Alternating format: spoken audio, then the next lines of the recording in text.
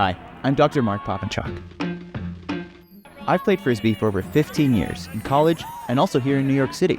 And recently, I realized I'm not sure how a Frisbee works. Tonight, I'm at the Spring League Finals of the Disc NY Brooklyn League. Everyone wants to win the trophy, but first I'm going to ask them a few questions. All right, you ready? It's a 3-question interview. Oh. Are you ready? Filming? Yeah. Wait, can you tell them before you step back? Nope. 3 questions. We got this. How hard could it be? What's your name? Ari. My name is Ben. I'm Lena. My name is Toner. How long have you been playing Frisbee for? I think 14 years. 13 years. 2018. What's math? 10 years almost. I've been playing Frisbee since 2007, so like forever. Jeez. Yeah. How does a Frisbee work? No idea. How does a Frisbee work? Torque. Magic and friendship. Spinning. Nah. How does a Frisbee work? Are you? The game's heating up, but we still don't have any answers. Let's go to the next part of the video. Hey, it's me again. This video is an introduction to the 2 main physics concepts that help a Frisbee fly. Aerodynamic lift and angular momentum. Let's start with angular momentum, which is why Frisbee players should really care about making a Frisbee spin. We're at the Prospect Park Parade Grounds, and we're going to talk about how spin is essential for keeping a Frisbee level. So the Frisbee is flying towards me, which is great. And if you notice, we really got to keep it spinning to get it to move. If we try doing a throw without spin, feels very weird. Go long! It's a lot easier to throw it when you can spin it. You're probably familiar with the idea of momentum. It's a property of something that is moving in a specific direction. And something that has a lot of momentum in that direction is hard to make change course. Angular momentum is similar, except it has to do with spin and wanting to keep spinning in the same direction. When something like a Frisbee is spinning... Is there a direction it is spinning in? A bunch of directions all at once? Don't think about it in terms of a direction forward or back, but more of a direction around an axis in which it is spinning. And so that's what we use to define the spin. If it's spinning like this, it's spinning around some direction, some axis, up and down like this.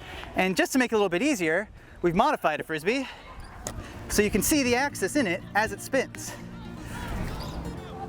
That looks pretty good.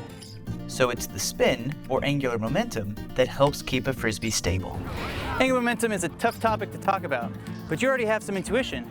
If you've ever ridden a bicycle, with the Frisbee, the axis is spinning up and down like this, and so that's going to keep the disc from moving one way or another like that. With the bicycle, it's spinning like this, and so that means the axis is forward and back like this.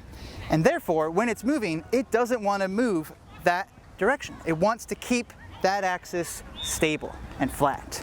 We set up a little demonstration to understand how angular momentum affects bicycles. I'm going to try and balance on this bicycle without moving at all. Nothing is spinning.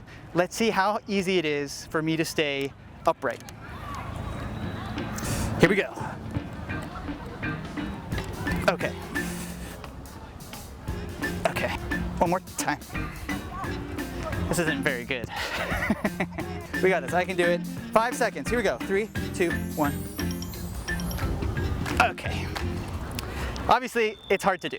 That didn't really work. Let's try it a different way. This time, I'm going to use the angular momentum of the wheels, get them spinning so that they're spinning around an axis that wants to go like this, and that's going to help stabilize the bike. So now that we get moving, it's very easy for me to stay upright. 1, 2, 3, 4, 5, no problem. The angular momentum helps so much. If I get up enough spin, I can go with no hands. To be clear, there's more physics involved in keeping a bike upright than just the spin of the wheels, but it definitely helps. So angular momentum we kind of see in our everyday life, but aerodynamic lift is a really tough concept to understand. I've been spending the last few weeks reading grad student papers about the physics of flying discs, and it's complicated. Right, so a Frisbee causes aerodynamic lift because of its curved surface. That makes the air above act differently than the air below. And that difference is going to make the Frisbee have lift. But even that's not a good enough explanation. Aerodynamic lift depends on all of these factors. They're going to pop up on screen, okay? They're just going to be words on screen. Okay. Okay. it's too much to fit into one video. So I thought it'd be fun if we go talk to some specialists in Frisbee flying and see if they know how Frisbees work even without the language of physics. Let's go talk to our guest experts, or should I say, XISTperts. Keep it.